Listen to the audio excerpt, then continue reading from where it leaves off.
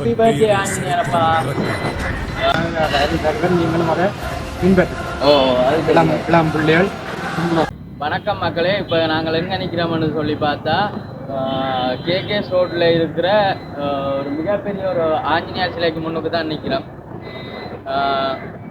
இன்றைக்கி ஏன் நாங்கள் இங்கே வந்து நிற்கிறோம்னு சொன்னால், இன்றைக்கி வந்து ஆஞ்சநேயரோட பர்த்டே. அப்போ ஸோ அவருக்கு விஷ் பண்ணுறதுக்கு தான் வந்து நிற்கிறோம்.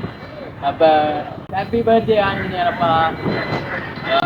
இந்த யாழ் மாவட்டத்திலேயே நீங்கள் பார்த்தீங்கன்னா தெரியும், மிகப்பெரிய ஒரு ஆஞ்சநேயர் சிலை வந்து எங்களோட மருதனாமலத்தில் இருக்குது.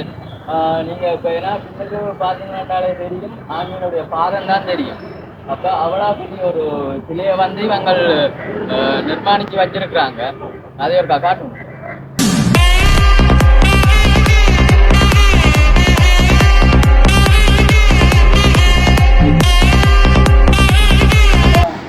சுற்றி பார்த்தீங்கன்னா தெரியும், முழுக்க முழுக்க கருங்கல்லால் தான் உருவாக்கியிருக்கணும்.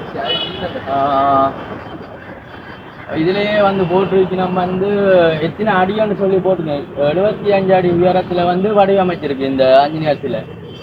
நீங்கள் பார்த்தீங்கன்னா தெரியும். அது சும்மா சாரி.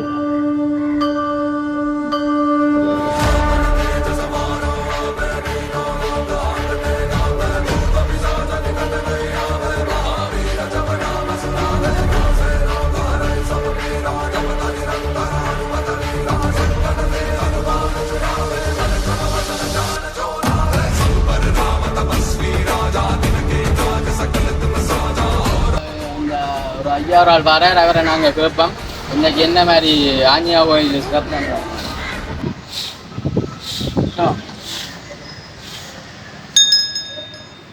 ஐயா வணக்கம். இன்னைக்கு ஏன் ஆஞ்சநேயா கோயிலுக்கு வந்து அதை விட அங்கே பார்த்துக்கிறேன். அப்போ நான் முள்ளதீவு போட்டு வந்த அப்புறம் நேற்று வரையும் நான் ஆஞ்சநேயாட்ட அப்புறம் தான் நல்லபடியா நீங்கள் வந்துருக்கீங்க. பெரிய பக்தன். பெரிய பக்தன். நீங்களும் அதை பின்பற்றுங்க. ஓ அது இளம் பிள்ளைகள். யாழ் மாவட்டத்தில் வந்தீங்க, இதுதான் ஒரு பெரிய ஆஞ்சநேயர் சிலை ஒன்று உருவாவதற்கு நாங்கள் இருக்கு.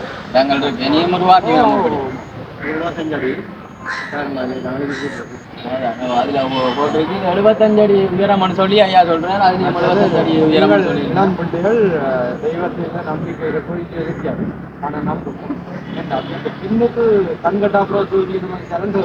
அது சரி. சரி, ஏற்கனவே அதை நீங்கள் உங்களோட வாழ்க்கை எல்லா சௌகரியம் சரி பேருக்கும் சொல்லிக்கிறாங்க.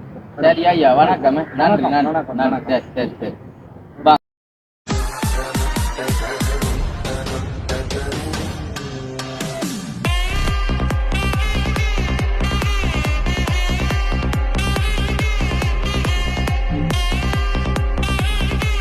ஹரிநாமம் ஹரநாமம் அது ராமன் நாமமே, அதனானந்தச் சுவையேற உருகும் வானரமே.